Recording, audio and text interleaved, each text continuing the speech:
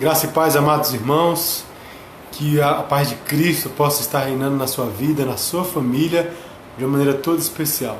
Mais uma vez estamos nesta tarde, dia 19 de julho de 2020, sou o pastor Givanildo, sou pastor aqui da Igreja Batista Boas Novas de Uberaba e como missionário também de missões nacionais, estamos nesse projeto de Igreja Multiplicadora em Uberaba e região, trazendo a conexão, o quinto encontro, nosso quinto encontro da Conexão Multiplique, nessa tarde de domingo. Que prazer estar com os irmãos, com você que está ouvindo tanto agora como depois, né, nesse nosso encontro, nesse bate-papo sobre relacionamento discipulador.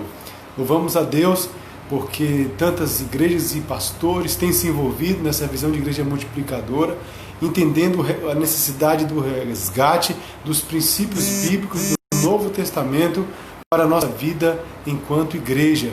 E como nós vamos tentar, nesses bate-papos, tentar de alguma maneira,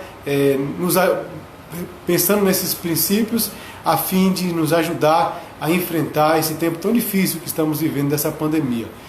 Tem sido um tempo de grandes desafios, mas de adaptação, onde nós precisamos buscar de Deus sabedoria e graça para continuarmos na nossa missão como igreja, de cumprir a grande comissão de Jesus Cristo, dada para ir e fazer discípulos. Que Deus venha nos abençoar. Deixa eu fazer uma breve oração. Deus, muito obrigado por esse encontro nesta tarde. Pedimos tua bênção, Senhor, a graça do Senhor, e que cada pessoa, cada irmão e irmã que estiver ouvindo, participando, interagindo conosco, tanto no momento como posteriormente, possamos todos ser edificados com a tua palavra. Ajude-nos, Senhor, dá-nos sabedoria e venha estar dirigindo o Espírito de Deus, no nome de Jesus. Amém. Queridos, deixa eu começar então compartilhando o texto da palavra de Deus, que será como nossa devocional nessa tarde. Nós queremos agradecer a todos que estão entrando aí, participando, né? A missionária Virgínia já entrou e alguns outros vão estar entrando. E você pode deixar em qualquer momento perguntas nos comentários aí, perguntas, observações, fique plenamente à vontade, tá certo? E assim, dentro da possibilidade, se não pudermos responder hoje, podemos responder no próximo encontro, mas é importante também a sua participação dentro da possibilidade sua. Mateus capítulo 19, a partir do versículo 16. Tem sido um texto muito presente nessa semana nas nossas devocionais e reflexões, dentro da palavra de Deus para a nossa igreja também. E eu quero compartilhar aqui algo e relacionar com o relacionamento discipulador neste momento. Versículo 16, capítulo 19 de Mateus. E eis que alguém, aproximando-se, disse-lhe: Mestre, que farei eu de bom para alcançar a vida eterna? Respondeu-lhe então Jesus: Por que me perguntas acerca do que é bom? Bom só existe um. Se queres, porém, entrar na vida, guarda os mandamentos. E ele então lhe perguntou: Quais? E respondeu Jesus: Não matarás, não adulterarás, não furtarás, não dirás falso testemunho, honra teu pai e tua mãe, amarás o teu próximo como a ti mesmo. Replicou-lhe o jovem: Tudo isso tenho observado. O que me falta ainda? E disse Jesus: Se queres ser perfeito, vai, vende os teus bens, dá aos pobres e terás um tesouro no céu. Depois vem e me segue.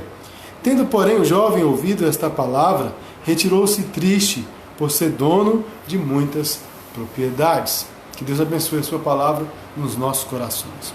Eu uso esse texto do jovem rico, dessa narrativa bíblica, para ilustrar também alguns conceitos e alguma prática a respeito do relacionamento discipulador. Podemos pensar o jovem rico e pensar em duas categorias: o bom crente e o bom discípulo.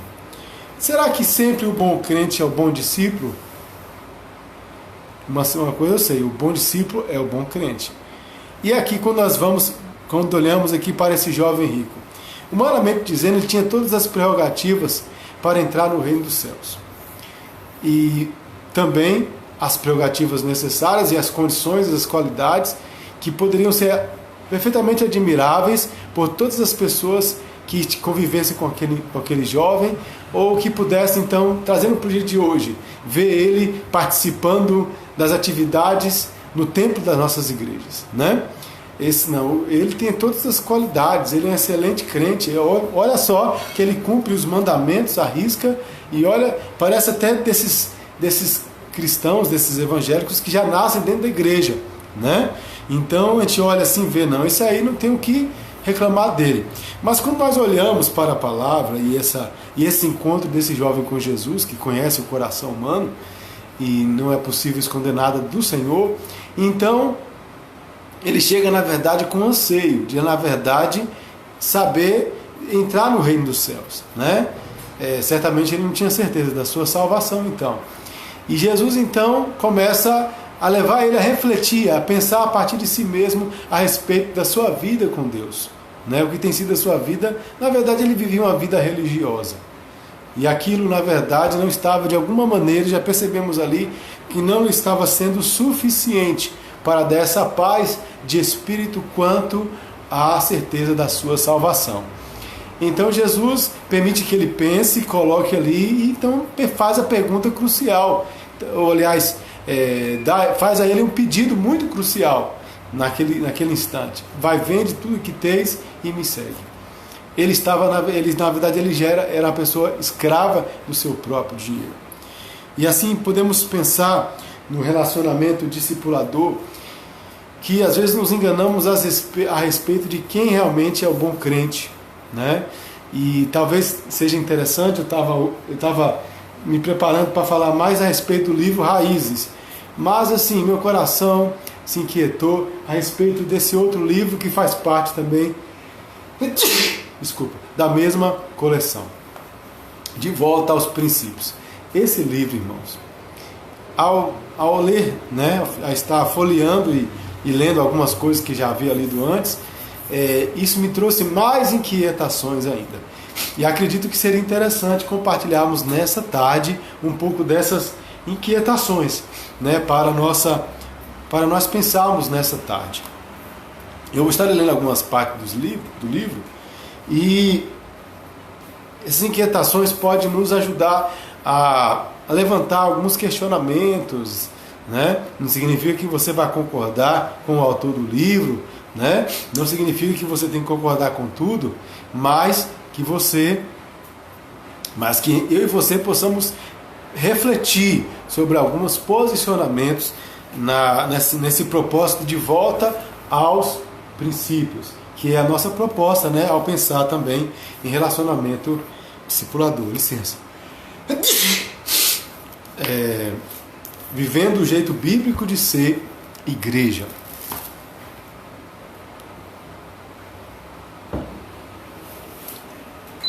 Amados irmãos, vamos aqui então pensar um pouquinho. Deixa eu abrir aqui algumas páginas. A partir da página 41, esse capítulo é muito interessante, onde fala o que é ser igreja. Mas eu vou estar destacando algumas coisas para não demorarmos muito e ler algumas páginas que pode ser de interesse para cada um de nós. Eu acho interessante quando o autor ele já começa a falar aqui: o nosso jeito de ser igreja tem que estar conectado com o que Jesus nos ensinou. Quando nós queremos resgatar princípios, nós olhamos já a partir dos ensinamentos de Jesus, seu relacionamento com os discípulos, e então a igreja ali primitiva, né? Os primeiros discípulos, apóstolos ali trabalhando ali em Atos dos Apóstolos, agindo ali, pregando a palavra do Senhor. E aí nós vamos começar a ver que existe algumas... nós estamos um tanto quanto distantes, não somente pela questão do tempo, né? Mais de 2000 anos ali então, mas pela questão também da própria prática dos princípios que Jesus deixou, né, para nós como sua igreja. Porque na verdade deixamos então, aqui fala na página 39, achei muito interessante. Não é porque estamos a séculos de distância, mas porque deixamos de lado os princípios e abraçamos a construção e a manutenção de estruturas como a nossa missão mais essencial. Infelizmente temos hoje uma vida cristã basicamente voltada para consumir programas dominicais. Vamos à igreja muito mais do que somos a igreja. E quando eu olho para a vida desse jovem rico, eu fico a pensar que na verdade ele tinha alguns requisitos, humanamente dizendo, próprios e adequados para ser um bom crente, um bom discipulador, mas na verdade não. Ele era escravo do seu próprio dinheiro, ele estava preso a algo. E isso é um exemplo entre outros tipos de idolatrias que podemos estar cultivando na nossa vida cristã e às vezes nem percebemos. Mas Jesus ele quer nos despertar, Jesus ele quer nos fazer abrir os olhos quanto a essas coisas que às vezes estamos vivendo e às vezes nem tanto percebendo assim, né? Então, como isso aconteceu? Podemos assim, em poucas palavras, pensar que o começo aconteceu, na verdade, ali entre o século III, né? Lembramos ali de Constantino, quando ele tornou oficial o cristianismo, né? Para todo o império. Então houve uma denotação muito grande à catedral, ao templo. E ali foi uma maneira de, na verdade, quando muitos pensavam assim, agora nós encontramos a paz, porque a igreja estava em momentos de grande perseguição, mas a igreja acabou se acomodando e, enfim, mudou-se a prática do próprio cristianismo, centrada no templo, em uma série de rituais e centralizações, e, enfim, vamos perceber nessa tarde um pouco disso aqui, né? Então, quais as características de uma igreja baseada não em princípios, mas em programas ou estrutura? É a pergunta de hoje, no nosso bate-papo, tá certo? Vamos tentar aí, fique plenamente à vontade, né, para compartilhar alguma pergunta, alguma observação, tá? Em primeiro lugar, uma igreja baseada unicamente em estrutura e em seus programas tem no templo e não nas pessoas o seu centro de gravidade. É bom pensarmos nisso, viu, irmãos? Infelizmente temos hoje uma vida cristã baseada, basicamente voltada para consumir programas, né?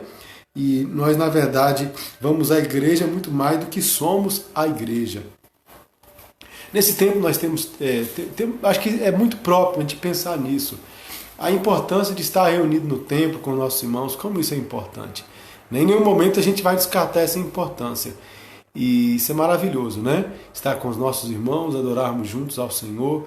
Mas a vida cristã segue também nos demais dias da nossa semana. Ser crente não é apenas num dia específico, seja domingo, em algumas religiões, sábado, enfim. Na verdade, somos servos e discípulos de Jesus todos os dias. E precisamos entender isso no nosso estilo, na nossa caminhada de vida com o Senhor. E talvez a gente pode pensar assim que grandes crises nós estamos enfrentando hoje como evangélicos, ou porque nós temos o costume de pensar a vida cristã em todas as coisas que a igreja faz ali no templo, em todas as suas programações e ministérios. Isso é importante, mas não é o principal.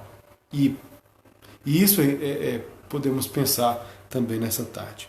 Então, por mais que reconheçamos nossa tradição está mais voltada à catedral do que imaginamos.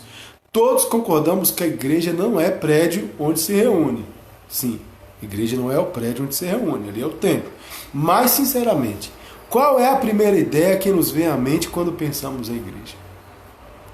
Qual é o ícone mais presente nos logotipos das igrejas que conhecemos?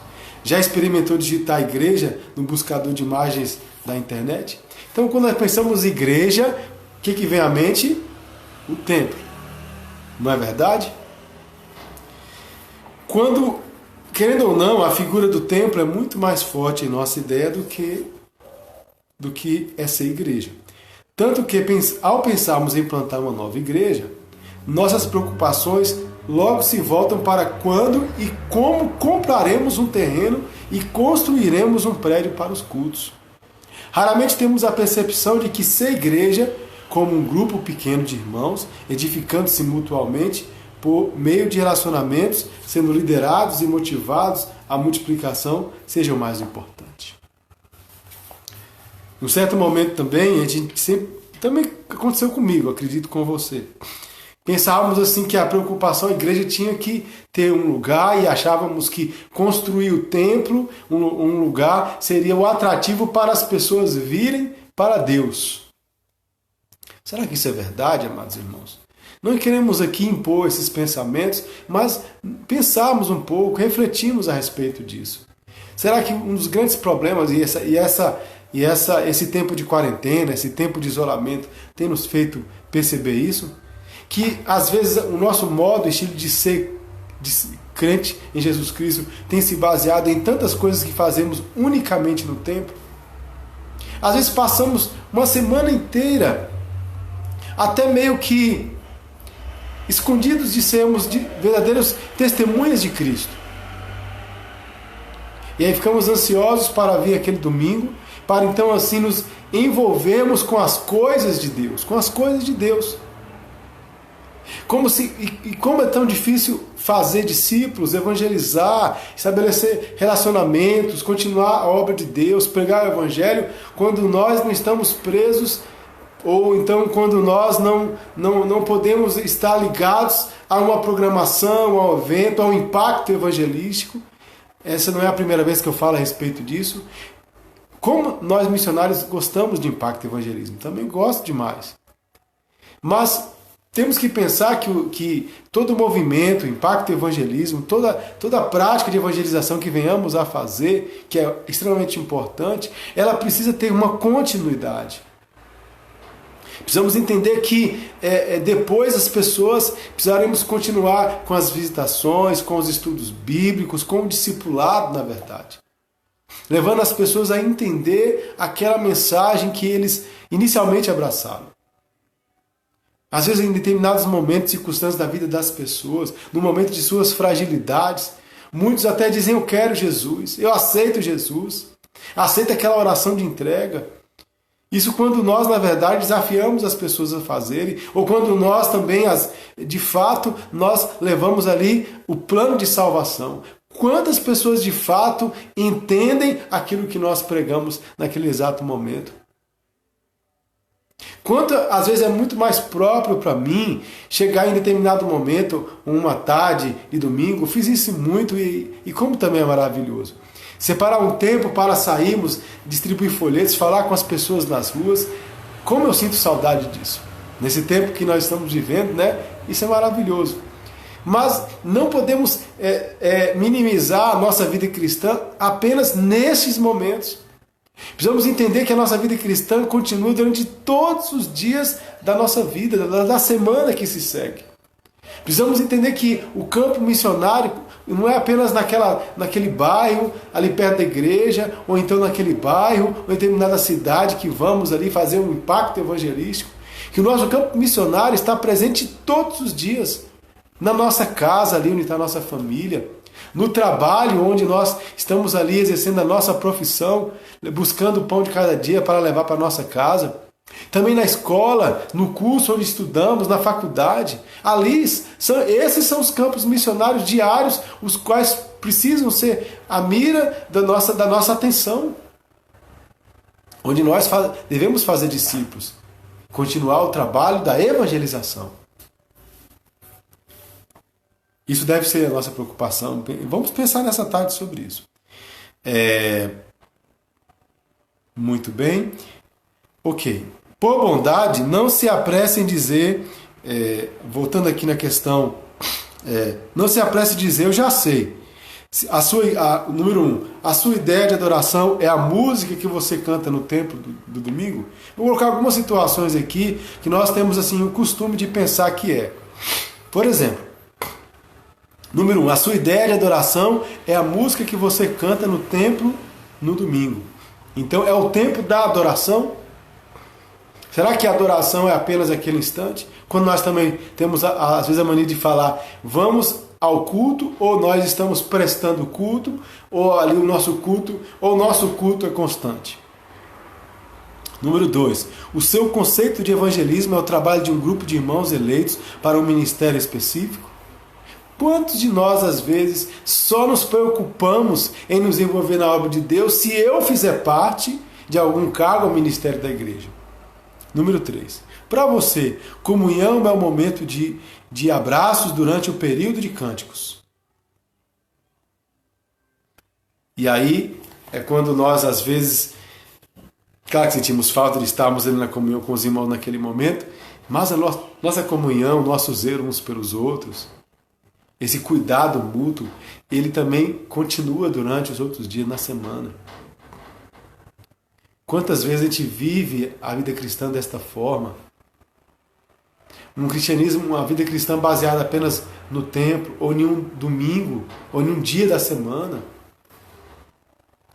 E deixo de passar tanto tempo sem falar com o irmão, ligar para ele, orar com ele, compartilhar a palavra, fazer um RD com algum irmão que está precisando, com alguma pessoa.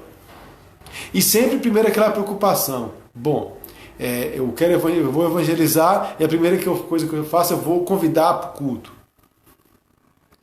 Número 4. A sua noção de discipulado é uma classe para novos convertidos, no domingo de manhã, dirigida pelo pastor. Interessante isso também. Será que o discipulado é feito somente pelo pastor? Será que o discipulado é apenas esses encontros assim de estudo? O seu chamado, número 5. O seu chamado para o serviço cristão está condicionado à nomeação para um cargo, como nós já falamos. Plantação de igreja significa aluguel ou compra de salões. Às vezes nós pensamos o fato de a minha igreja ter congregações é porque existem vários pontos na cidade que tem um lugar ali, está sendo alugado, um espaço físico, ali está a congregação da minha igreja. Será mesmo que existem pessoas ali comprometidas com Jesus? Será que a gente imagina às vezes tentando, conhecendo a cidade, aconteceu comigo, né? De olhando a cidade, procurando ver aonde vamos iniciar a plantação de uma nova igreja, iniciar um trabalho de evangelização, um trabalho de impacto. A gente pensa, olha, aqui nesse lugar dá para construir a igreja, nesse lugar dá para poder ter o prédio, ter um lugar para reunir os irmãos. Não que seja também necessariamente errado, não estou criticando, mas será que nós pensamos antes nas próprias pessoas, nas vidas? Porque nós podemos ser igreja em qualquer lugar, irmãos. Já pensou que a igreja pode estar reunida numa quadra de esporte? Né? No local ali, numa escola?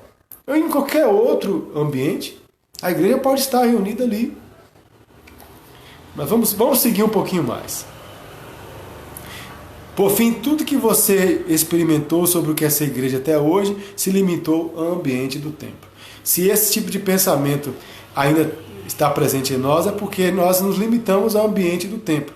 E quando nós pensamos quando nós estamos assim tristes e preocupados nesse tempo de pandemia, isso aqui vem com toda a força a nos preocupar, né? O templo deve ser um servo da missão e nunca ao contrário. Muitos cristãos têm se dedicado o melhor de seus recursos e energia servindo aos templos, e pouco ou nada tem feito para o cumprimento da grande comissão. Então, irmãos, talvez seja o fato de colocarmos as coisas nos lugares certos. Aquilo que é importante, aquilo que é fundamental e aquilo que é secundário. O que vem primeiro, o que vem depois. Né?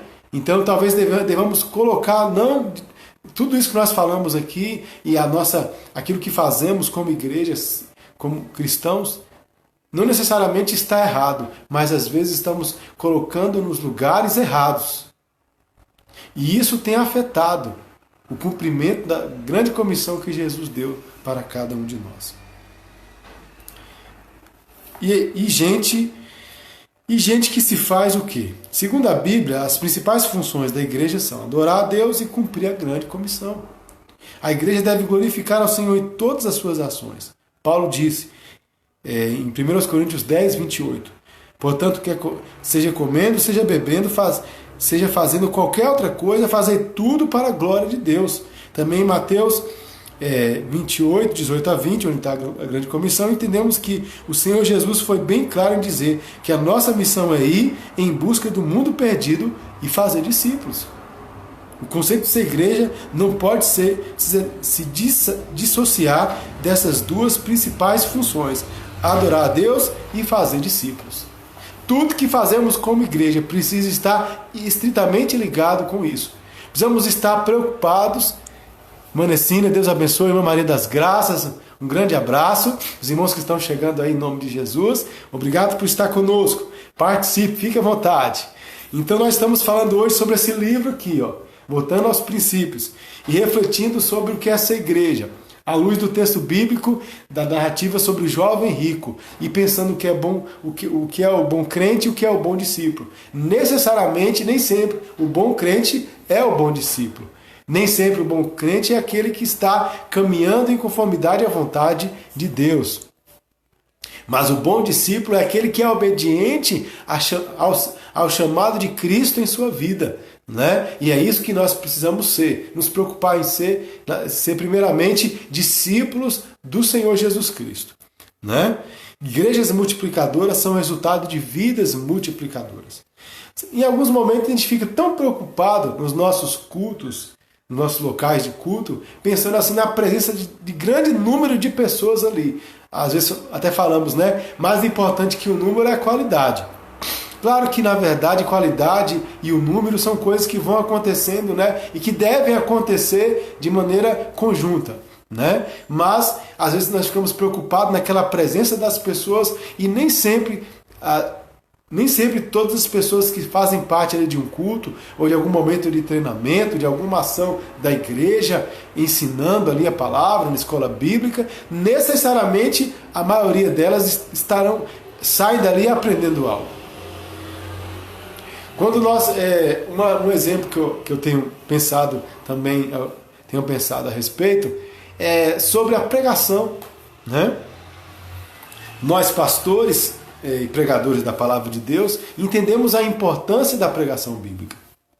Mas essa pregação bíblica que é dirigida à igreja e também aos perdidos, que tem um foco tanto como da evangelização, numa mensagem que vai ao encontro do coração daquele que está sem Jesus, como também para a edificação da igreja, ela precisa ser feita de maneira mais intencional, buscando a multiplicação de discípulos. Entendendo que a forma como eu prego e a mensagem que eu anuncio, ela precisa ser reproduzível também. Como assim, pastor? Já parou para pensar que o tempo que estamos vivendo tem sido um tempo tão diferente? E um tempo que nós estamos analisando e Deus abençoe a minha prima e a Geise. Um abraço, minha querida, que Deus te abençoe. Que alegria. Pensar assim que às vezes tem um distanciamento tão grande entre o pregador e quem está ouvindo.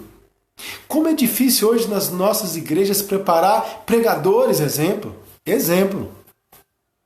Como também evangelistas, essa ideia de que Deus chamou uns para evangelizar, Deus chamou todos para pregar o evangelho. Agora nós às vezes não sabemos, não compreendemos direito alguns conceitos a respeito dos ministérios que a Bíblia está nos trazendo. O conceito do evangelista, do mestre, do pastor.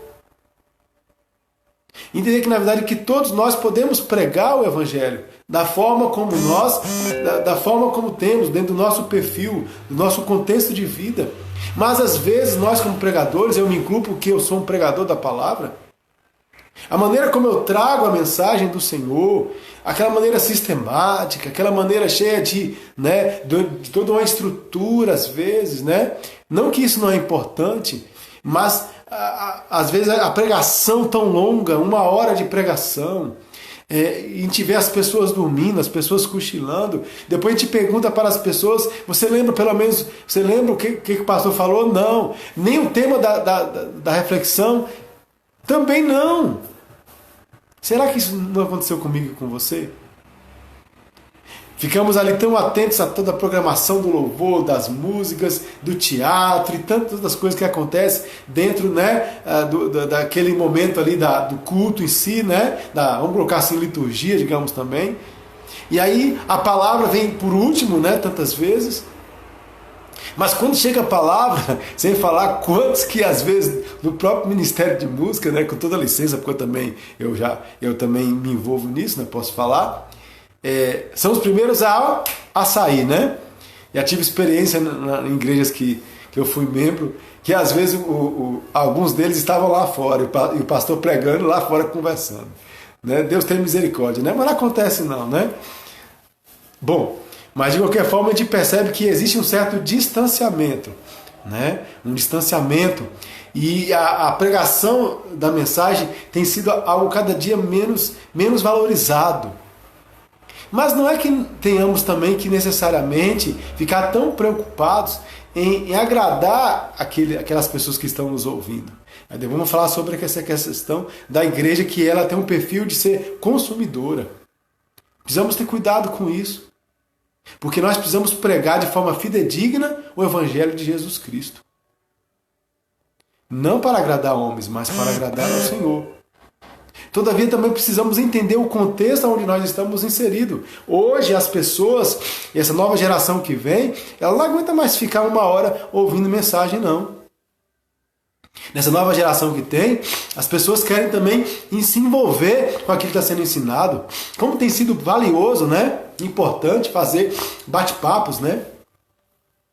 Apesar de nós estarmos aqui com uma proposta de um bate-papo, na verdade essa interação é um pouco limitada. O que é mais interessante é uma interação ao vivo, onde a pessoa está também ao vivo ali participando e conversando. Né? E isso é muito interessante quando acontece em vários ambientes da igreja, naquilo que fazemos como igreja, a propósito da própria escola bíblica. Quantos professores de escola bíblica, na verdade, apenas fala e o aluno não fala nada? Ah, pastor, mas não seja tão cruel, você poderia estar dizendo. Afinal de contas, quando eu pergunto se alguém tem algo a dizer, ninguém fala nada.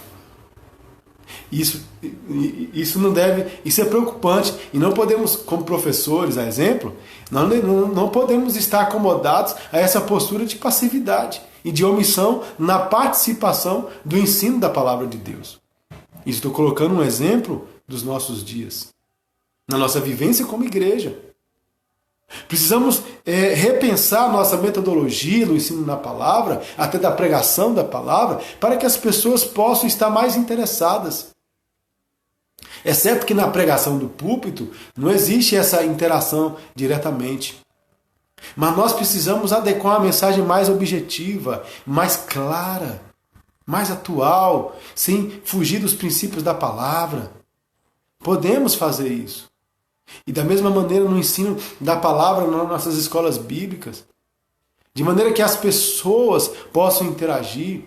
Nós precisamos nos preocupar mais no aprendizado, na reflexão da palavra que tem sido ali ensinada, dos conceitos baseados na palavra, do que cumprir um calendário, do que cumprir certas coisas a respeito, né, do próprio ensino de uma revista, de um livro.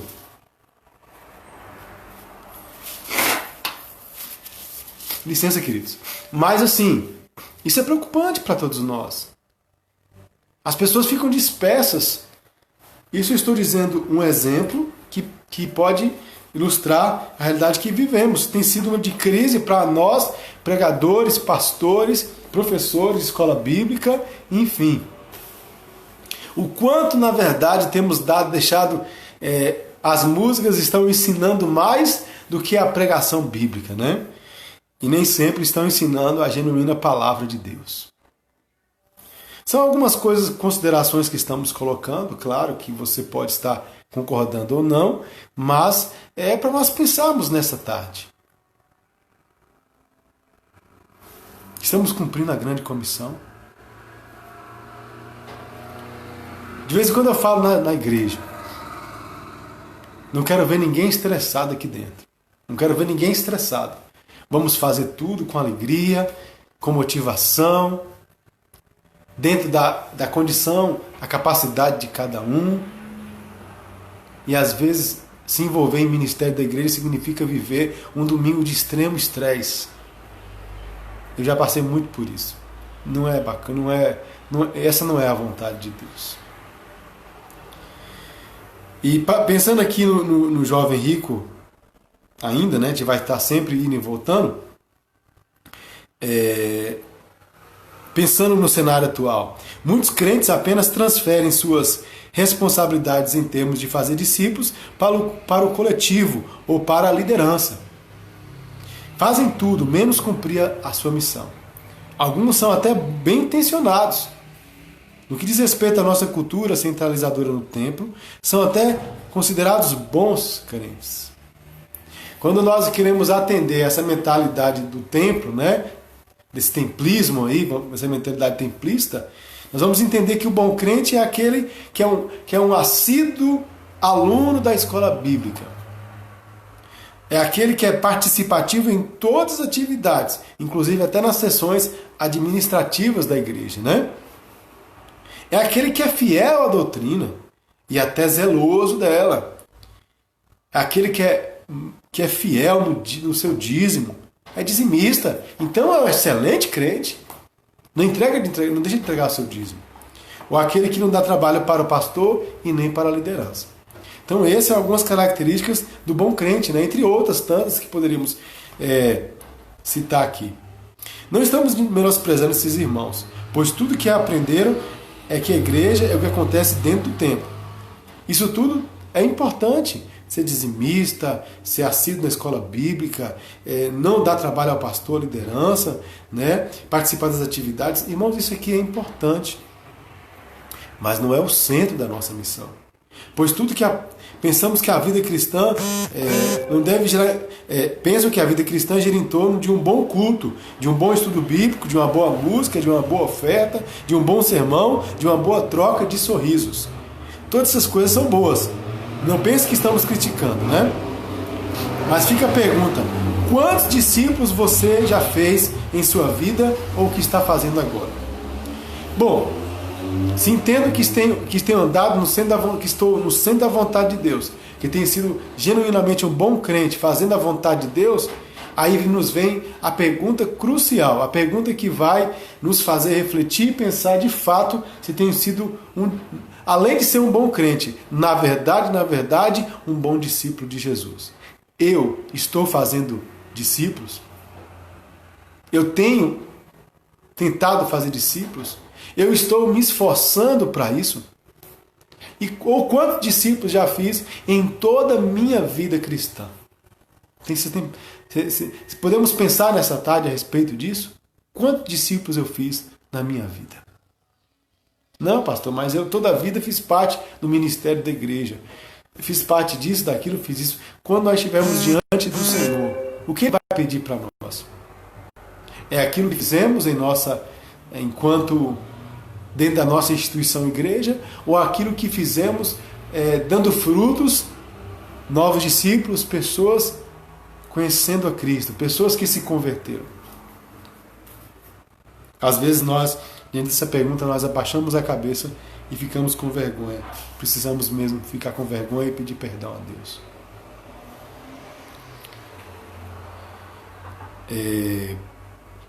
João 15, versículo 5, se você tiver a Bíblia, fica à vontade.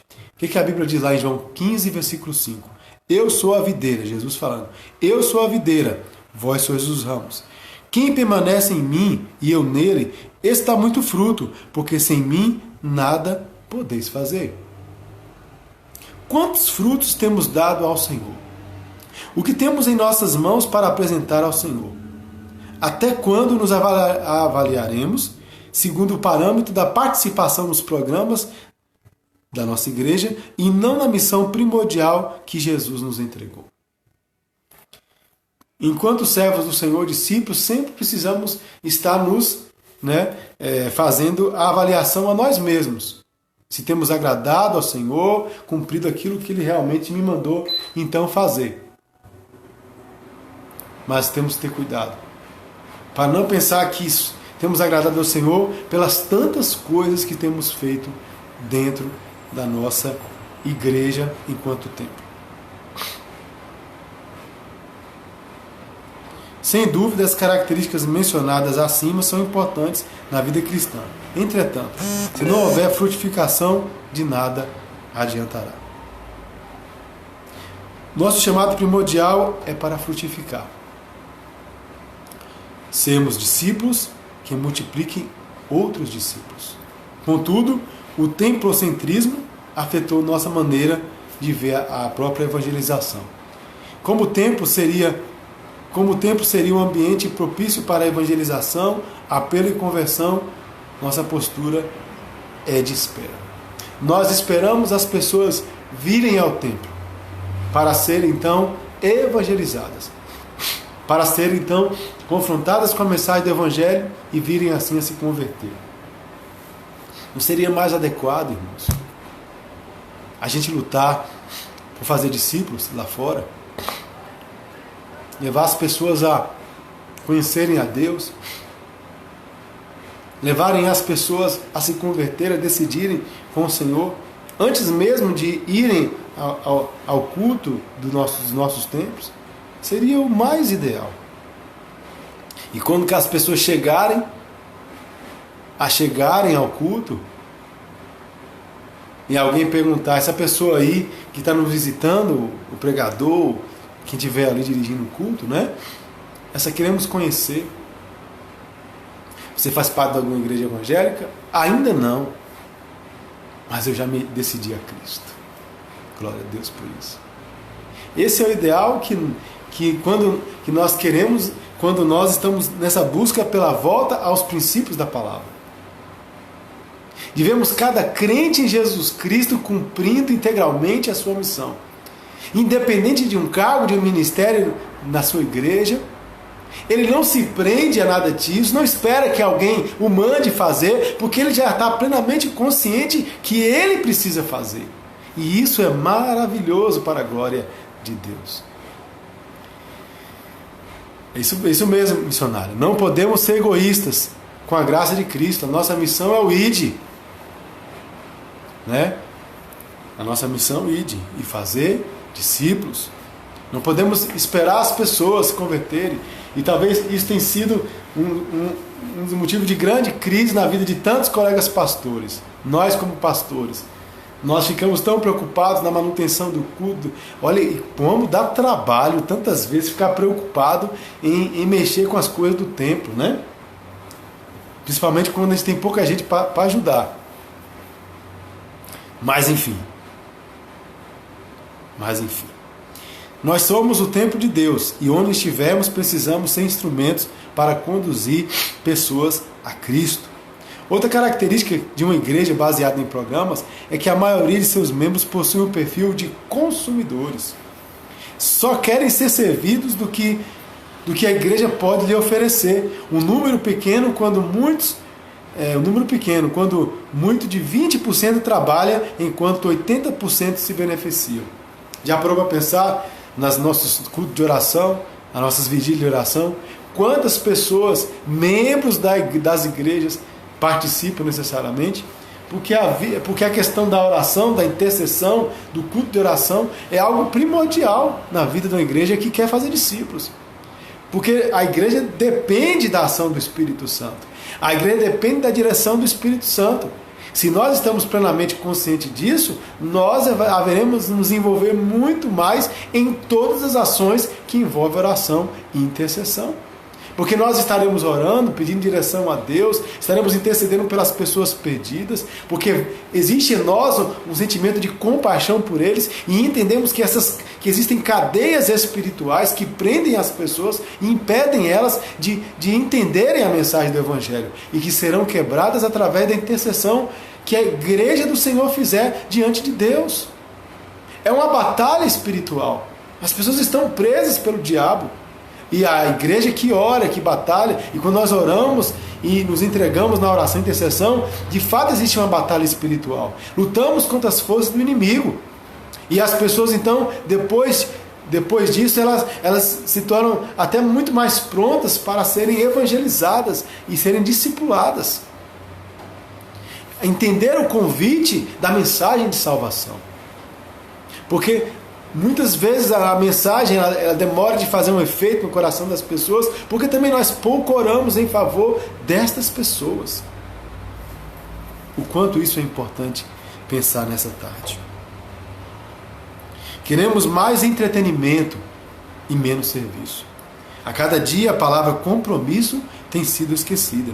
Invertemos a ordem. Queremos viver no reino de Deus à nossa maneira, mas esse reino já tem o Rei Jesus. Nós todos somos apenas servos.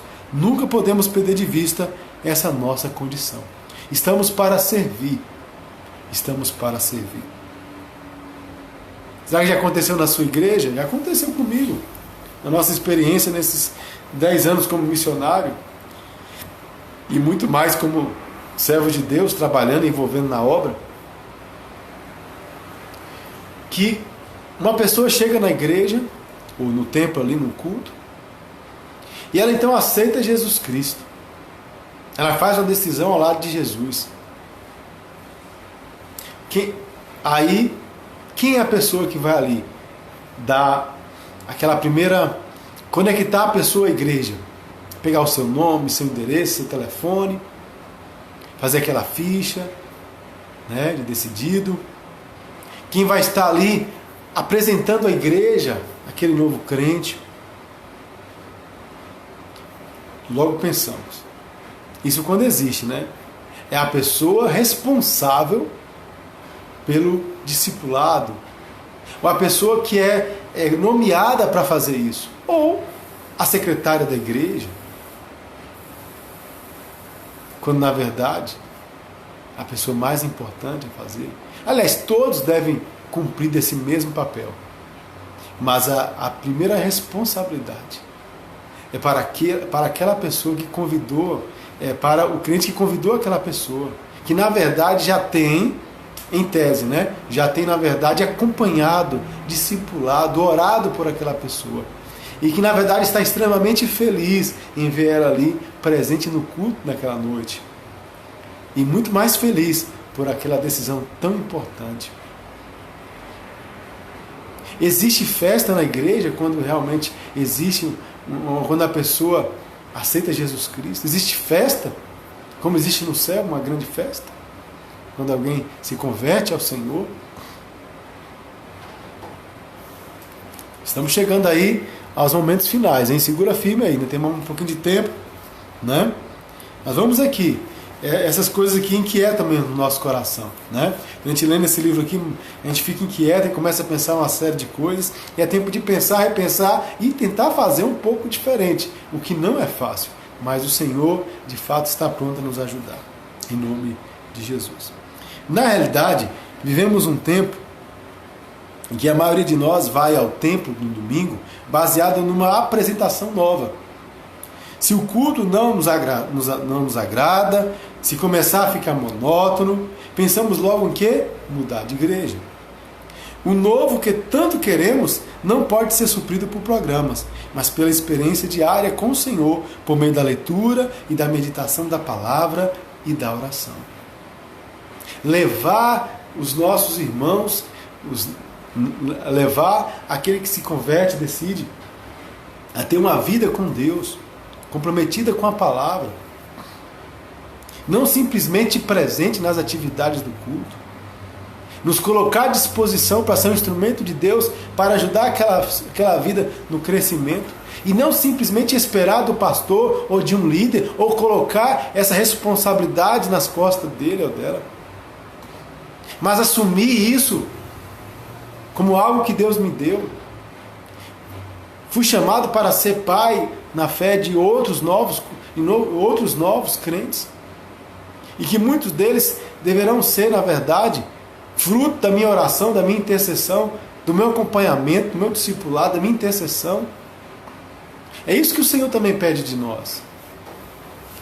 Temos, assim como muitos pais têm entregado a educação para a escola, muitos pais têm entregado seus filhos simplesmente a orientação espiritual à igreja, no sentido dos líderes, do pastor e etc., né? Daquela equipe que trabalha lá. E quantos pais têm discipulado seus filhos, preocupados necessariamente com a vida espiritual dos seus filhos? Quando nós estamos trabalhando com novos crentes, a preocupação que vem no nosso coração é: quem está acompanhando essa pessoa? no caso de um adolescente, de uma criança, de um junior, é preciso ter um adulto perto. E quem será esse adulto que estará primeiramente perto dessa criança, desse jovem, desse adolescente? Com certeza os pais. Se forem crentes, os pais. Tem que haver alguém ali. Como sofrem igrejas voltadas para programas? Depois do alívio passageiro de cada programação bem-sucedida, né, o culto foi uma bênção. E claro que o culto pode ser uma bênção. Mas às vezes a bênção que nós estamos falando é a bênção de que tudo saiu certinho, conforme a gente planejou. Nem sempre conforme a gente orou. Nem sempre oramos tanto pelos cultos, pelas programações que a igreja está então a realizar. Porque nós não estamos aqui desfazendo das programações, elas são importantes quando elas cumprem o papel da grande comissão. Então, vem a preocupação para a próxima programação. O culto de Natal, aquela programação foi uma bênção, foi maravilhoso, deu tudo certo, todo mundo cantou perfeitamente. Às vezes a preocupação nossa é essa. Mas a gente imagina, eu aproveitei naquela ocasião e oportunidade para levar pessoas a ouvir a mensagem que foi cantada ali, a mensagem do Evangelho de Jesus Cristo, do Filho de Deus, que é a razão do Natal, a exemplo, né? Foi uma bênção porque pessoas foram impactadas, vidas se converteram. Isso foi uma bênção? Ou foi uma bênção simplesmente pelo fato de que aqueles dias e dias de ensaio tão intensos resultou em vozes absolutamente afinadas? Às vezes também estamos tão preocupados em envolver o novo crente ou as pessoas em muitas áreas da igreja ali, porque queremos vê-las presentes no culto, queremos vê-las comprometidas. Vou dizer, se essa for a nossa preocupação primordial, pode ter certeza de uma coisa, você pode escrever aí. Quando não tiver essas oportunidades, essa pessoa vai esfriar na fé, porque a fé dela está baseada nessas coisas. Precisamos avaliar se estamos nessa situação. Como diz o pastor Exaltino Gomes, em uma de suas pastorais. Vou ler aqui para os irmãos. Nessa mentalidade, a igreja deixou de ser a comunhão dos salvos, onde os remidos se reúnem para adorar a Deus e testemunhar de Jesus, e passou a ser uma prestadora de serviços. A ideia de muitos cristãos é esta: sua fé em Cristo lhe deu um cartão de crédito sem limites, e elas cultivam a cultura do consumismo espiritual. Eu vou para o culto para poder assistir ao culto e não prestar o culto. Não foram salvas para servir a Deus e a igreja, mas para serem agraciadas e servidas. Impressiona-me como as pessoas se queixam de igrejas.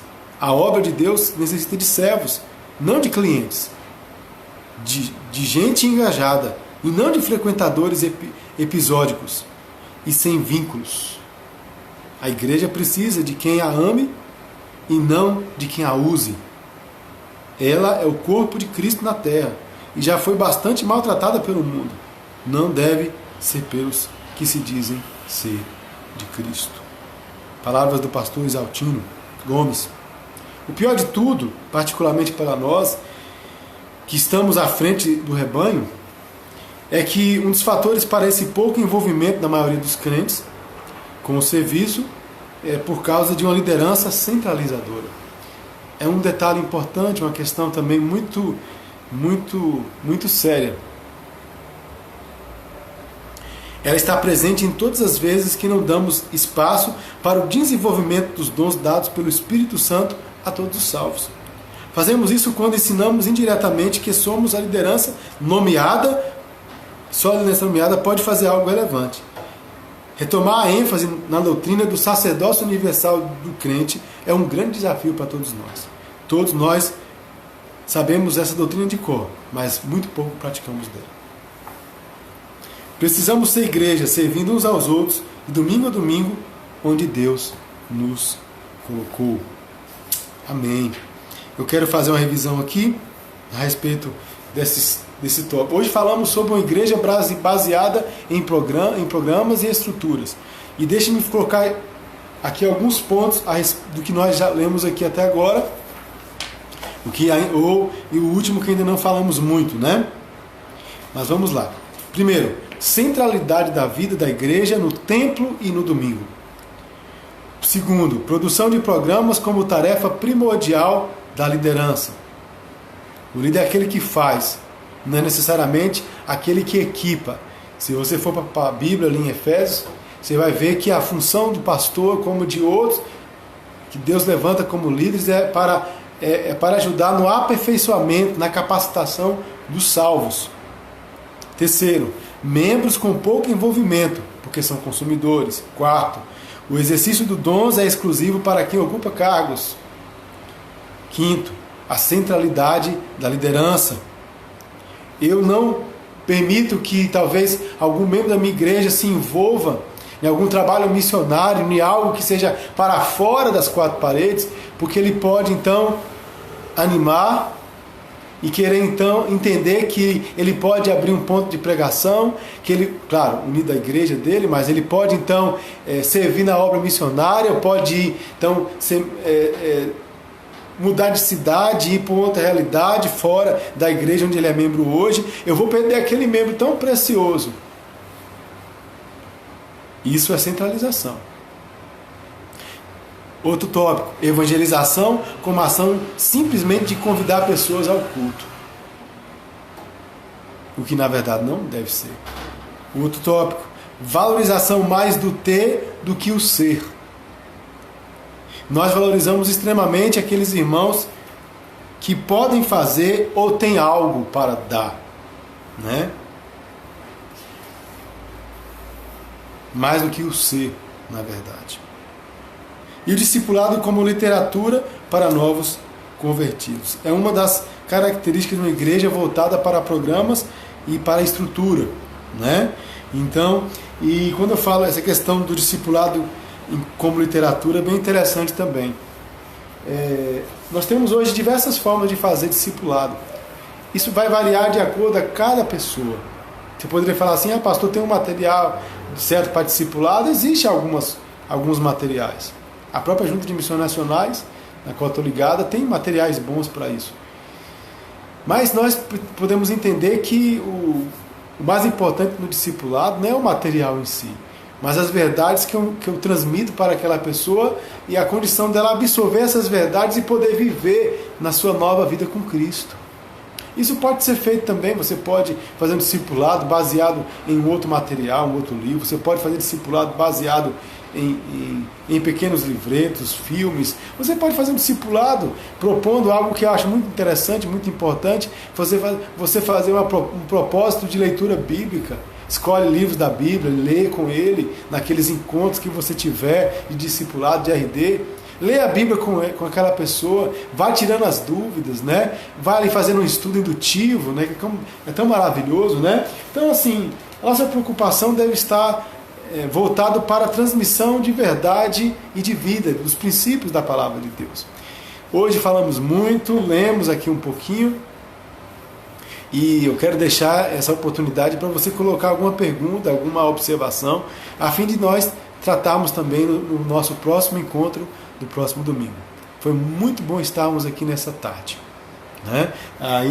Certamente continuaremos falando um pouquinho desse livro, mas vamos falar agora numa igreja voltada para ou baseada em princípios. Hoje falamos muito na questão da igreja baseada, voltada para programas e estrutura, né? O que é um pouco desconfortante para nós, porque aí a gente começa a pensar que nós não estamos tão assim dentro da vontade de Deus como nós achávamos que estávamos, né? E agora nós estamos refletindo e pensando. No próximo encontro, possivelmente, falaremos sobre coisas características de uma igreja voltada, na verdade, para os princípios, né? E não tanto para programas. Como que Deus possa nos abençoar, que Deus venha nos ajudar no cumprimento da grande comissão que Ele nos deu. Permita-me orar por você neste momento, lembrando que nós estamos com as diversas programações de oração, sala de oração de segunda a sexta às 18 horas, né, realizada pela Junta de Missões Nacionais. Estamos também pela Convenção Batista Brasileira nesses 27 dias de oração pelo Brasil, pelo fim da pandemia, né? Então, estamos aí envolvidos. E também aqui nas nossas lives, temos uma live especial, o nosso encontro de oração na terça-feira às 7 horas, que tanto é gravada e que você pode assistir depois. Lembrando também que tem a terça-feira Multiplique, realizada pela Junta de Missões Nacionais às 10 horas da manhã, que também é gravada e você pode assistir depois. Algumas das coisas que nós falamos aqui também é baseado nesses vídeos, né? Tanto nos livros, nos vídeos e na nossa experiência no campo missionário, praticando os princípios de igreja multiplicadora. Deus abençoe os irmãos. Um abraço à irmã Maria da Graça, a missionária Virgínia, a Geise, que esteve conosco aí, os demais que vão estar também, né? A irmã Nessina, Deus abençoe, minha querida, e que Deus possa, de maneira poderosa, nos capacitar, nesse tempo de pandemia, fazer a vontade do Senhor. Deixa eu orar neste momento, em nome de Jesus. Senhor, nosso Deus, nós, de uma maneira muito sincera e humilde, queremos nos render diante dos seus pés. Não queremos ser como aquele jovem rico que estava preso ao dinheiro e que, se existia algum tipo de idolatria em nosso coração, algo que nos prenda às coisas deste mundo, queremos que o Teu Santo Espírito nos mostre e que possamos ser libertos para a glória do Senhor. Nos livra, Senhor, de tudo que possa nos impedir, ó Pai, de fazer a Tua vontade. Queremos fazer discípulos multiplicadores, queremos ser discípulos multiplicadores. Capacita-nos, ó Deus. E nesse tempo, ajude-nos a viver como a igreja que vive os princípios de Tua palavra, que vive a grande comissão. Queremos colocar diante de Ti as nossas igrejas, instituição. Queremos que tudo que nossas igrejas estiverem fazendo, todas as programações, principalmente as programações online, que são programações, elas são importantes, mas que elas, na verdade, glorifiquem ao Senhor no cumprimento da grande comissão. Queremos dar às pessoas a oportunidade. Ajude-nos, Senhor, a de fato, nesse tempo, a glorificarmos a Ti. Nós Te louvamos, agradecemos, ó Pai, e nos dê um domingo abençoado por Ti. Não somente domingo, mas cada dia, louvando e exaltando, fazendo discípulos, glorificando ao nome do Senhor. Oramos em nome de Jesus. Amém. Que Deus abençoe em Cristo Jesus.